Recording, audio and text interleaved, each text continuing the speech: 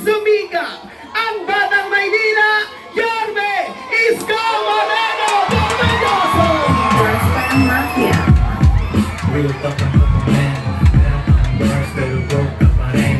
May scars at mga dope na women. Kung wala ka yan, pwede mo namang kunin. Wala kang malusot kasi madaming paraan. Pangarap maliit, pag di ka kinakabahan. Gusto tumibok pero di dahil sa chicks. Dahil sa afford. Magandang gabi, Pandangan! Lakot maraming salamat sa inyo. Ang balita ko, kanina pa kayong alas 6 ng gabi. Di wala nagsaing. Okay. Maraming titilapo na kaldero mamaya. At saka, balita ko, hindi pa kayo kumakain. Talaga? Taas ka kamay, hindi pa kumakain? Huwag yung magalala, lilipas din yan. At balita ko rin, kinandado daw mga gate nyo. Kawawa naman, di sila makalabas, oh. Sana wag magkasunog. Alam mo talaga, may mga chairman na may sira ang ulo, eh.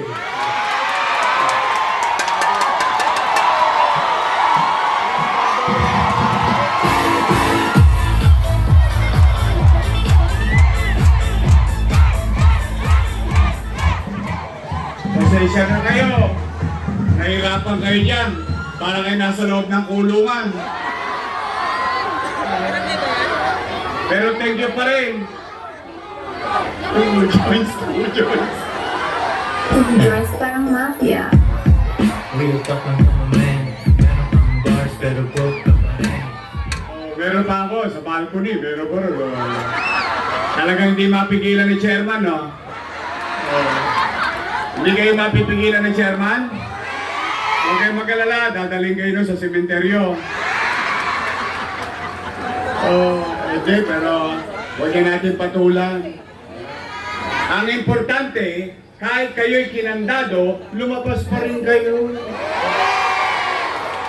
Kaya, ang pakiramdam ko, mukhang mananalo tayo sa barangay na to. Talaga? Kahit napigilan kayo? Kahit ikandado yung gate? Hindi kayo papapigil? Hindi kayo papaawat? Gusto nyo ba talaga akong bumalik?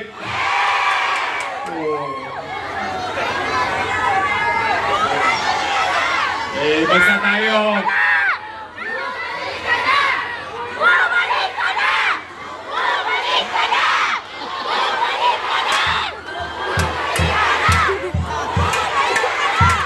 Yung masyadong lakasa, baka may sumigaw na wala na babalik! Napanood niyo? Napanood ko din. Nagulat ako. Halos maputol yung kasi daw. Tapos, doon magpapatawag sa Ninoy. Sa Paco Arena. O kung saan, magbibigay ng 1,000. At saka 5 kilos na bigas. Okay lang yun. Tanggapin nyo. Sayang din. Laman tiyan din yun. Unang-una, hindi nyo naman hiningi. Binigay sa inyong kusa. Tama ba? Basta importante, magbibigay na sila ng AIX, magbibigay na sila ng tupad, magbibigay na sila ng akap, pero huwag kayo magpapaakit. Promise? Kasi ako naman, sa totoo lang, panatag naman ako. Bakit? Matatalino naman ang mga taga Maynila. Alam nyo naman kung sino ang tapat at totoo. Tama ba? Anyway, 7 days na lang. Malapit na ang araw ng pag-uukom. Huwag kayo mag-alala. Tatanggalin ko yung kandado dyan.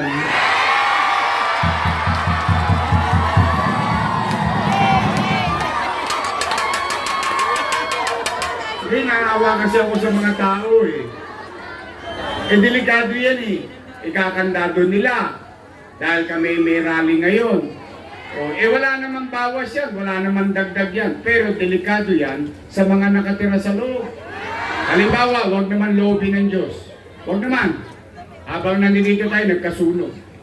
Wala yung may hawak ng susi. Paano ngayon mangyayari sa mga taga rito? Tama ba? Dahil lang makasunod sila sa kanilang amo, lahat ng pagsisipsip, alam nyo talaga, ang J.O. nakakasira ng ulo. Oo. Pero, anyway, pumanatag kayo. Wala kayong J.O.? Talaga? Tanong nyo si chairman, ilan ang J.O. niya. Tanong nyo lang. Pero, Nay, pumanatag kayo. Hindi yan kung bakit ako nagpunta rito. Hindi yan ang dahilan. Nag-alala lang ako dahil siyempre unfair naman sa taong bayan na ikandado nila ang mga mamamayan para lang wag pumunta rito. Eh, siyempre, alam mo, abilya yan. Hindi natin masasabi kung anong mangyayari. But then again, maraming salamat sa inyong lahat. Nandito pa rin kayo. I love you too. O, Nay, Tay, kasi uulan. Eh baka hindi nyo marinig yung sasabihin ko, diretso na ako sa importante yung sasabihin ko. Eh kasi, puro naman na panira na lang, ako na lang ang lagi nilang pulutan, hapunan, tanghalian, araw-araw ako naman. Eh hindi naman to tungkol sa akin, tungkol naman to sa buhay ng mga Manileño. Tama ba? O, Nay, Tay, diretso na ako. Eh, kasi, uulan. Yung mga nanay, tatay ko. Oy, special mention. Mga lolo't lola ko. Mga nanay, tatay ko, senior citizen, I love you. Pumanatag kayo, ibabalik ko na yung insure. Ibabalik ko na yung vitamins.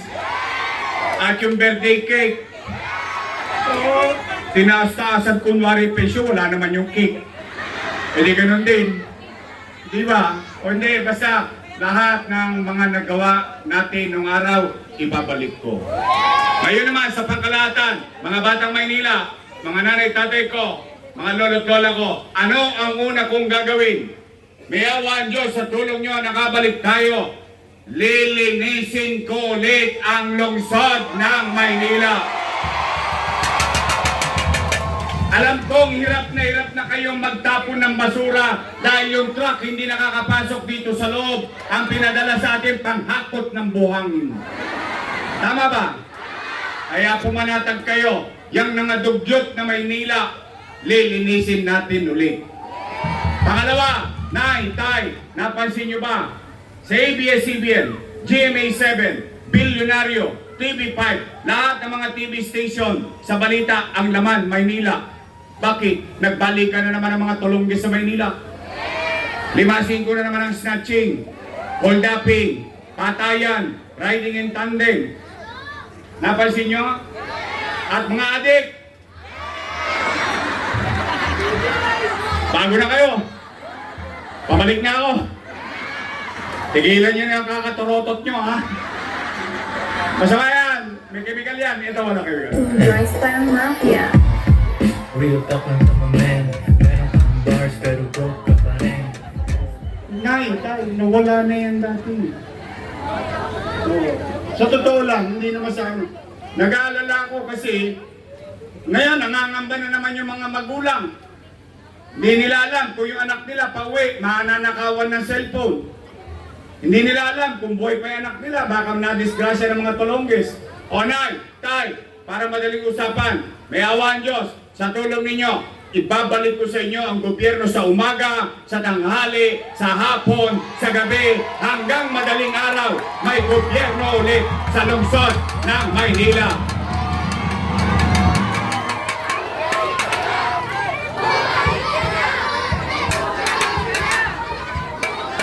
Kaya, sa mga adik, kayo, mga pusher, kailangan nyo pa ng chemical para magising. Ako, kapilang, 24 oras na ulit ang gobyerno sa lungsod ng Maynila. Magbago na kayo o magbago na kayo ng address. Dalawang bagay lang yan ang gagawin ninyo. Ayaw ko ha. Ito, may mga matatanda naman tayo rito. Di ba sinasabi ng magulang natin, anak, di bali tayong mahirap, wag lang tayong maging dugyot. Di bali tayong mahirap, makapamuhay lang tayo ng panatag. Tama ba? Ibabalik ko sa inyo ang kalinisan, kaayusan at kapanatagan ng pamumuhay muli sa lungsod ng Maynila. Pangatlo, ano pang gagawin ko?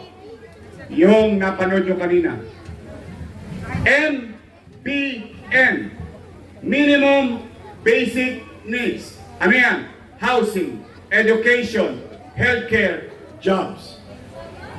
Nay, tay, pag ang pamilya may masisilungan, nakita nyo ito.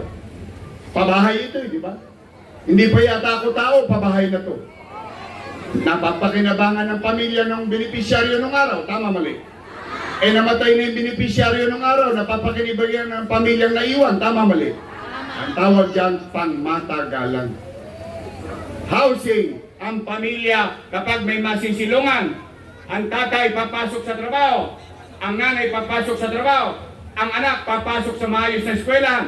Pag ang pamilya nagkaroon ng sakit, may maayos na ospital. Tama ba? Minimum basic needs. Tanong, Yorme, ano ang benepisyo sa amin yan? Pagpapataas ng antas ng pamumuhay ng tao. The quality of life, the quality of living in every Manileño, yon ang pangarap ko. Bakit? Kanino ko ba kinopya yun? Kay Lee Kuan Yew. Sino si Lee Kuan Yew? Taga Singapore. Ano siya ron? Prime Minister. Ano itsura ng Singapore 50 years ago? 10 dobleng kadugyutan. Literal. 5-5 magnanakaw. Tumpukan. Gang dito, gang doon. Ang droga, 5-5. Ang mga kung ano-ano pang illegal na gawain, tambak sa Singapore. Dahil sa isang leader. Isa lang. Nanindigan. Bata rin siya noong 1950s, noong 1960s. Bata. Inayos niya. Ano ang binigay niya? Housing, education, healthcare, and jobs. Ngayon, 60 years after, nasaan ang Singapore? Maganda? Maganda? Pero hindi nyo nakita yung dugyot at bulok na Singapore. Tama mali? Sino nakakita ngayon ng Singapore? Yes. Wow, yun, tisigo. Tisigo. Maganda? Yes. Sinong gusto makita Singapore? Taas ang kamay. Umpisahan nyo na, gabi na. Mahaba lang kalakaran nyo. Oh. Now, can I do that? I don't know the answer. Will I do that? Yes. Will I take that part? Will I take that journey? Yes. That's where I'm going to bring the city of Manila in the next 10 years of our leadership given a chance. Kaya Nay, Tay, pumanatag kayo. Pag ako'y nabigyan nyo ng pagkakataon, mananatili na ako rito hanggang 10 taon. Mayawan Diyos. Mayawan Diyos. Nakita nyo naman, di ba? Condominium 1, Condominium 2, Binondominium 1, Pasek Community, San Lazaro Residence, San Sebastian Residence, Pedro Hill Residence. Nay, Tay, 2 taon lang yan nangyari. Pandemic pa. Totoo ba ito?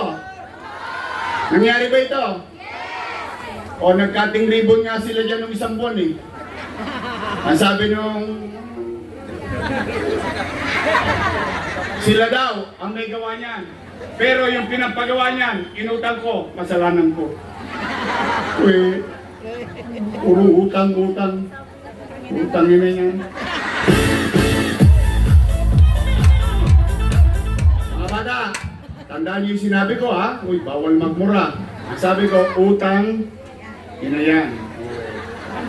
Eh basta ako importante, napakinabangan ng tao. Basta ako, hayaan kung tao maghusga. Oh, yun, housing. Oh, Rosauro Almario Elementary School, 10-story fully air-conditioned public school. Albert Elementary School, 10-story fully air-conditioned public school. Manila Science High School, 10-story fully air-conditioned public school. Magsaysay High School, 10-story fully air-conditioned public school. Bago ko umalis, 5th floor na. 3 taon na ako nawala, 5th floor pa rin. Hindi ko alam, hindi ko masasagot. Sila mayor, hindi naman ako eh. Pero sabay-sabay ito, 2 years natapos. Yung panahon natin. Nay, tay, Paseco Hospital, 3 years ago, tapos na. 3 years after, sarado pa rin. Nay, tay, 10-story fully air-conditioned hospital ng Maynila na may MRI machine, na may CT scan machine, pero wala pa nakakagamit siya. Hindi ko alam kung bakit. Hindi ko po kayo masasagot dahil hindi naman po ako nakaupo. Tanong, Yorme, mahal ba yan? Opo. Magkano? 1 milyon? Hindi. 10 milyon? Hindi. By the hundreds of millions. Eh ba't mo pinili yan, Yorme? Bakit yan ang pinili mo? Ang mayaman, kaya magpa-MRI. Pipitsugin. 30 mil? 20 mil? Madali lang. Ang mahirap, kahit may 20 mil, kahit may 30 mil, hindi na magpapa-MRI. Ipakakain na lang yan sa pamilya niya yun. Tama ba? Kaya inisip ko na ang mahirap mabigyan ng patas sa pagkakataon in terms of diagnostic equipment. Kaya ngayon, ang mga mahirap, ano nakukuha? Himaspirin. Himaspirin. Gagaling mo. May tapit pa yun. Gagaling ka rin. Tama mali. Hindi po ako doktor. Sila po doktor. Oh. Kaya na, MBN, Minimum Basic Needs. Housing, Education, Healthcare, and Jobs. Bakit jobs? Pag ang tao may trabaho, papanatag ang komunidad. Bakit? Walang mamimirwisyo ng kapwa niya pobre kung meron naman siyang hanap buhay. Tama mali? Ano pang gagawin ko? Wala na po, uwian na. Ang dami na po nun. Opo, dito lang mabubulunan na ako. Pero, nay, tay, yung mga palamuti, pailaw, itutuloy natin yan. Wala namang problema niya. Kaya lang, ano na lang yan eh? Pechin. Yung pampasarap na lang sa buhay natin. Tama mali? O kaya nay, tay, bago kayo mabasa ng ulan, mag-real talk tayo. Sa lahat ng inakusa sa akin, ako naman umaamin. Totoo naman. Basta importante, napakinabangan ng tao, masaya na ako. Basta ako, makapaglalakad ako na matangos ang ilong ko, nakatasan na ako sa Zamora. Pati sa bahay ni Chairman.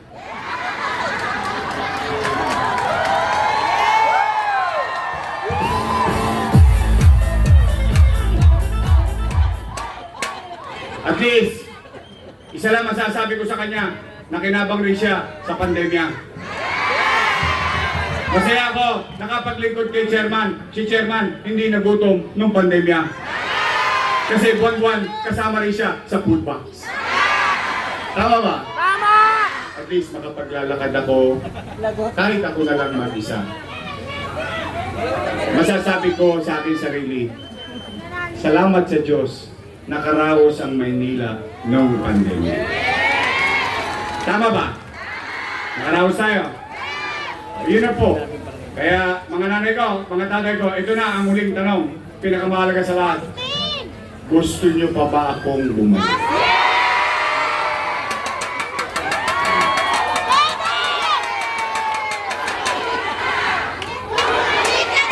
Promise? Baka sinacharot-charot nyo lang. Bagay, sinandado nga kayo, lumabas pa rin kayo eh. Oh. Sige, hindi, kasi lumabas yung survey ng Okta. Di ba 3 lang naman yan? SWS, Pulse Asia, Okta. Eh, doon nakalagay, 63% daw tayo. Tapos si, 18, at saka si, 16. Hindi, pero yun, salamat. Salamat naman talaga. No? Pero yun, numero. Pero gusto ko makita ng personal. Ha? Taas nga ang kamay ng gusto kong bumalik.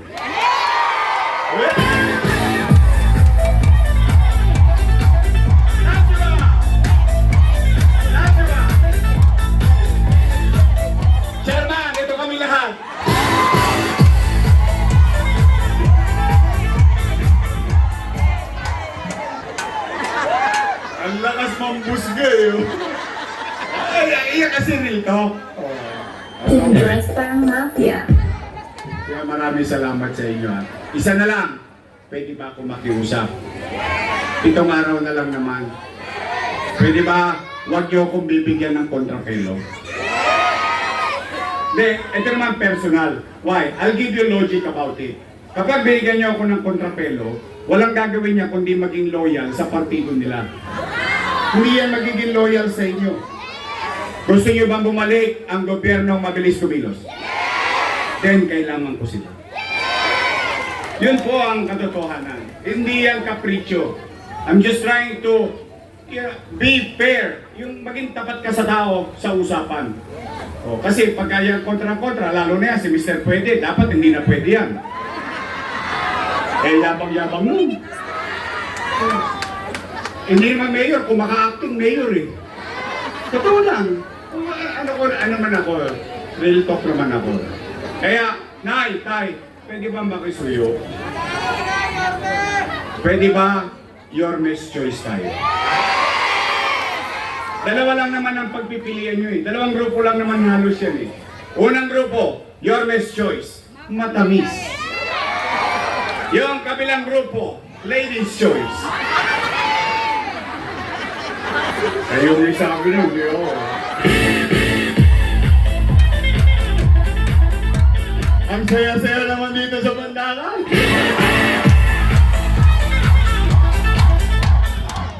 Alive na alive kayo. Hindi, pero thank you, na-appreciate ko yan. So, Nay, Tay, pwede straight na tayo. Ako nang bahala. Pag dito may naligwak ng tamang daan, kokonyatan ko para sa inyo. Pananagutan ko na itong mga to. Hindi, kasi gobyerno to pinag-uusapan at kapakanan ng tao. Yun naman yung akin. Kaya kung meron pang puwang sa inyo, pwede ba i-9-0 na natin? Pwede? Nandito, Voltaire Castañeda, Kate Marasigan, Gaut Mercado, Christian Joey Uy, Joel Elmer Par, at ang pinaka-antigo sa amin lahat. Patay na, pinasabog pa, double dead, pero bumangon pa rin para sa mga taga-Pandakan. Ang aking minamahal, masipag, mabait na konsyal, Lou Veloso.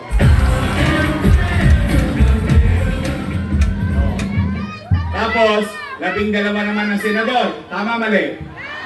Boboto nga tayo ng hindi pa natin nakita eh. Tama, mali? Boboto nga tayo ng hindi pa natin na-meet. Tama, mali? Boboto nga tayo ng hindi natin kakilala. Tama, mali? O, may isang senador pumunta sa atin ngayon dito.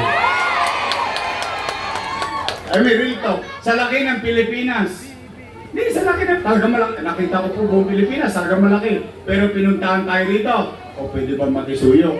Ha? Si Tol Tolentino, huwag nating kakalimutan. Isingit na natin. 12 naman eh. Tama, mali? O, yung kanina, yung pinakiusap ni Congresswoman Sandy Ocampo, si Bam Aquino, di ba?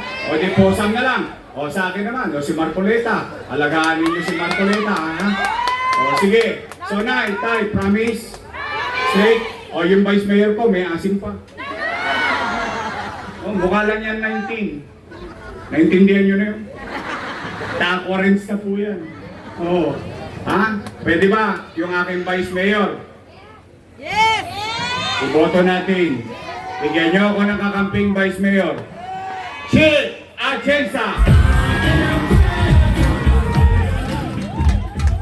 Ito ang pinakamahalaga. Representasyon ng distrito. Hinuli ko to. Kalaban to ni Mang Kanor.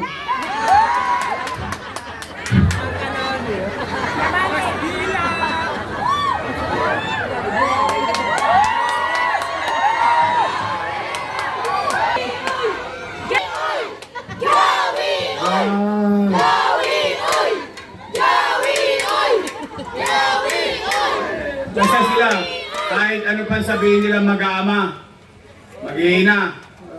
Eh sila, sarili lang nila iniisip nila. Dapat sa servisyo! Ganda-ganda ng kalsada, aspaltuin nyo. Totoo lang, ang ganda-ganda ng kalsada, simentado naman eh. Eh kung ginastos nyo sa eskwelahan, ginastos nyo sa pagpapaaral ng mga anak ng mga mahihirap, di nakatawid pa. Pero nandyan yan, okay lang yan. Huwag basta tayo walang siraan. Dito, ayaw ko talaga. Pero real talk lang, kasi minsan ang real talk, masakit eh. Pag totoo, masakit eh, no? Tama mali? Pwede ba?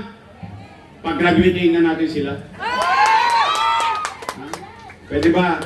Ilagay naman natin sa Kongreso. Congressman Joey Oy!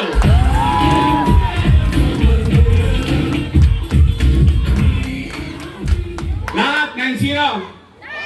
Promise? Sisingilin ko kayo. Promise? Pagtapos ng eleksyon, titingnan ko resulta sa pandakan. Bibili ako ng dibidendaso. Bubuksan ko yan, titingnan ko yung prueba. Aba? Nagtotoo mga taga-pandakan? O. Nagtotoo kayo sa pangako nyo ngayong gabi? O after election, ako naman ang singilin nyo. Pwede? Basta si Mr. Pwede, hindi na pwede ha? Kami lang ang pwede ha? O, ngayon, para hindi natin sila makalimutan, sa susunod na Lunes, bigyan natin sila ng team song. Sabay-sabay tayo, kakanta. Tan.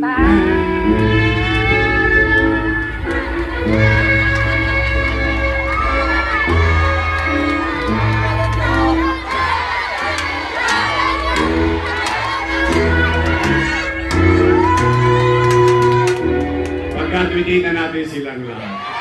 Muli, mga taga-Pandakan, bagamat kayo'y pinahirapan ng inyong chairman maka-attend sa amin, lumabas kayo ng gate na sarado at nandito kayo, nagutom kayo, na sasakit ang likid ng paa ninyo, kakatayo dyan, na-appreciate ko po yun. Ang sukli ko dyan, kay awan Diyos sa tulong ninyo, nakabalik tayo, pagbubutihan ko ang trabaho muli sa lungsod ng Maynila. Ulitin ko! Nay, paulit-ulit ko sinasabi, I cannot do it alone. And I'm being honest to you. I need them. I need you. Kailangan ko sila.